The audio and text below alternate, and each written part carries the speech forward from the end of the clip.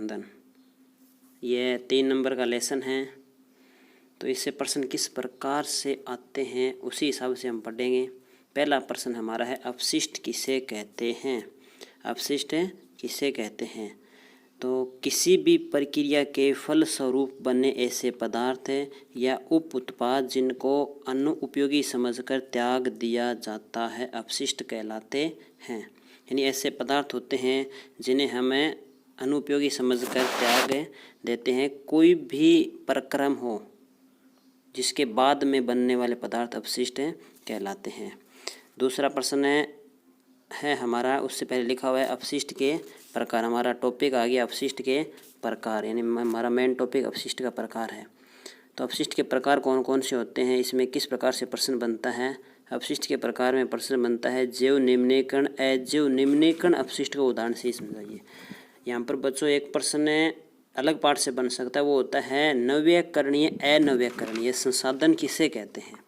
और ये है जैव निम्नीकरण अजैव निम्नीकरण अपशिष्ट किसे कहते हैं। तो सबसे पहले जैव निम्नीकरण अपशिष्ट लिखा हुआ है, नाम से ही सारी परिभाषाएं क्लियर हो जाती है। जैव का मतलब जीव जंतुओं के द्वारा, निम्नीकरण का मतलब तोड़ दिया जाता है, अपघटित कर दिया जाता है।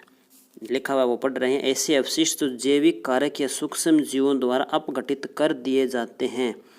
उदाहरण लिखे हुए हैं, कृषि अपशिष्ट हो गया, कागज़ है, सब्जियों की छिलके होते हैं। इनको जीव जंतु आसानी से सूक्ष्म टुकड़ों में तोड़ देते हैं, इसलिए जैव अपशिष्ट कहलाते हैं, जैव निम्नीकरण अपशिष्ट कहलाते हैं। दूसरा अजैव निम्नीकरण अपशिष्ट, ऐसे अपशिष्ट जिनका, यानी इसकी जस्ट उल्टी हो जाएगी। हम जैव निम्नीकरण अपशिष्ट की परिभाषा पढ़ लेंगे, इसकी जस्ट उल्टी है अजैव निम्नीकरण अपशिष्ट। ऐसे अपशिष्ट जिनका सूक्ष्म जीवों के द्वारा अपघटन नहीं होता है। जैसे उदाहरण के रूप में लिखा है प्लास्टिक का सूक्ष्म जीवों द्वारा अपघटन नहीं होता है, पॉलीथीन का भी नहीं होता है और धातुओं का भी नहीं होता है। इसके बाद हमारा टॉपिक है वो है अपशिष्ट के स्रोत, यानी अपशिष्ट के स्रोत कौन कौन से हैं। ये जैसे लिखा हुआ है वैसे आप आसानी से उतार सकते हैं। पहले पूरे वीडियो को ध्यान से सुन लें, उसके बाद दोबारा वीडियो को चालू करके आप आसानी से लिख सकते हैं।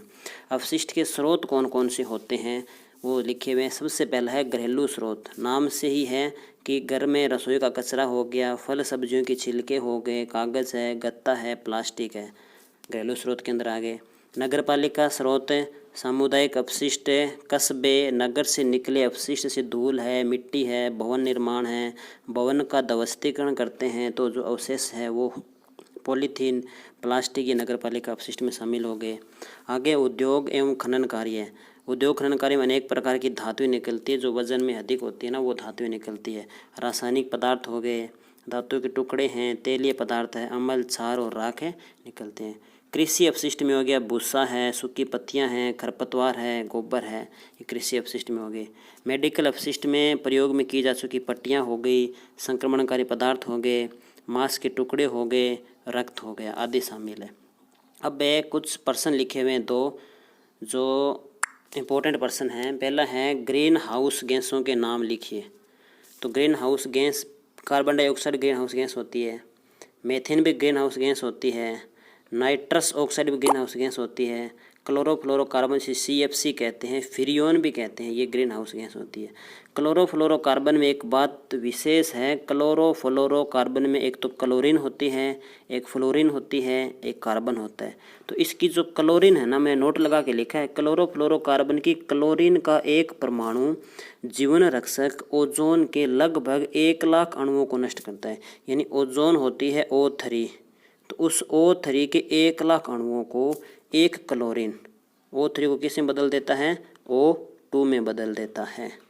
तो क्लोरोफ्लोरोकार्बन का क्लोरीन का जो एक परमाणु होता है ना, वो ओजोन के 1 लाख अणुओं O3 को O2 में बदलता है। इंपॉर्टेंट प्रश्न है। आगे वाला प्रश्न है अपना वर्मी कंपोस्ट किसे कहते हैं, ये लास्ट प्रश्न है अपना। वर्मी कंपोस्ट होता है एक प्रकार के केंचुए की मदद से बनाई गई कंपोस्ट खाद वर्मी कंपोस्ट होती है। बच्चों प्रश्न 2 प्रकार से पूछते हैं, सीधा कंपोस्ट पूछेगा तो हम लिखेंगे जो खाद होती है वो कंपोस्ट है, और जब वर्मी कंपोस्ट पूछेगा तो हम क्या लिखेंगे, जो केंचुए की मदद से बनाई जाती है वो खाद क्या होती है, वर्मी कंपोस्ट।